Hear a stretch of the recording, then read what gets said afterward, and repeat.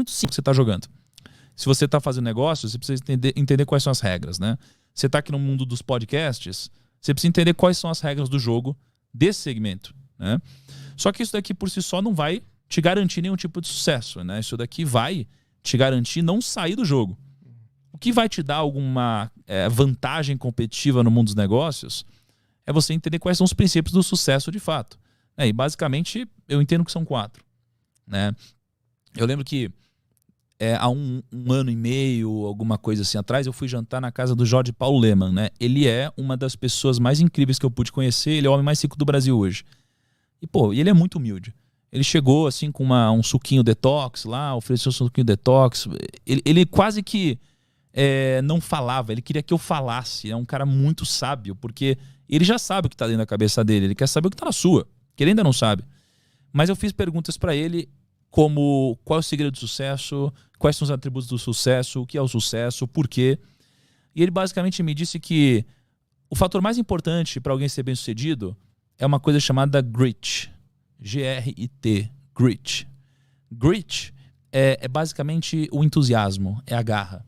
É aquela pessoa que às vezes ela não tem todo o conteúdo técnico possível, mas ela é aquela pessoa entusiasmada, a pessoa que ela fala assim, eu não sei, mas eu vou conseguir, eu vou atrás, eu vou aprender. Né? Então o entusiasmo é uma dessas 4 coisas. A escala é outra dessas 4 coisas. Né? A escala ela é importante porque você nunca vai ser bem sucedido fazendo uma única coisa pequena. Né? Pô, se eu vender uma garrafinha de água, eu nunca vou enriquecer. Se eu vender 2, também não. Eu preciso de uma escala muito grande. Tá? A terceira coisa é a direção. Eu preciso da direção correta. Então eu preciso estar na direção correta porque se eu não estiver, eu nunca vou chegar. E a direção é mais importante que a velocidade, né, no que a gente está fazendo. E a quarta coisa são as pessoas. Né? Sem pessoas a gente não consegue escalar, não consegue crescer. Né? Não dá para a gente fazer um trabalho de qualidade aqui se não tiver o Caio lá editando, se não tiver você aqui, tiver todo o nosso time aqui, tiver o pessoal que vai editar, cortar. Não tem como. Né? Então a gente precisa de pessoas. E a gente precisa gerar uma relação de sinergia entre as pessoas, em que todos ganham. E assim a gente forma o que o Napoleão Hill nos ensinou sobre a mente mestra, né? É quando a gente junta todas essas mentes individuais que somadas formam uma mente, que é a mente mestra, mais poderosa que todas as outras, né? Então, isso daqui é um pouquinho do que eu percebi em conjunto com todas essas pessoas, tá? Mas o que eu percebo, que talvez seja uma das coisas mais importantes de tudo que eu pude captar dessas pessoas, foi algo que elas não me disseram. Na verdade, foi uma coisa que elas me disseram, mas eu entendi que elas quiseram dizer outra. Que foi o seguinte: a gente ouve na nossa vida várias vezes que o segredo é a gente acertar mais que errar. Aí você fala assim, não, mas tudo bem errar. Errar faz parte. Você só precisa acertar mais que errar. E eu acho que não. Eu acho que eles não quiseram dizer isso também. Mas eles sem querer disseram. O que eles quiseram dizer para mim é: você não precisa acertar mais do que errar. Você precisa fazer com que os seus acertos sejam muito maiores do que os seus erros. Né? Isso daqui chama convexidade. Então, ou quase todas as pessoas que eu conheço, todos os bilionários, os investidores, os grandes, o que eu percebo entre eles é que eles erraram pra caramba. Ou seja, eles erraram muito mais que acertaram. Só que um acerto deles pagou por tudo. Que geralmente foi um grande empreendimento, foi um grande negócio.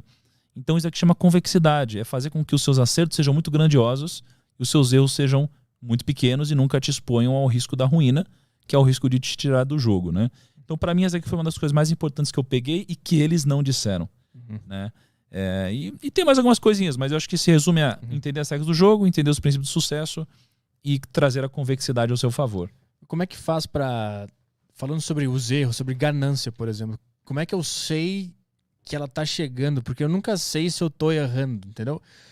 Porque se tu é ignorante em identificar esses princípios, tu vai cometer a ganância. Como é que eu faço para eu identificar que eu tô cometendo a ganância se eu sou ignorante em relação à ganância? Eu tenho que me fuder? Ou eu tenho que ver a experiência de outra pessoa? Certo. Cara, eu acho que muitas vezes você vai precisar se ferrar, com certeza. Né? Então, eu, por exemplo, me ferrei aos 18 anos quando eu quebrei na Bolsa de Valores. Eu estava sendo ganancioso, mas precisei quebrar para aprender. O problema é que não necessariamente errar vai te fazer aprender.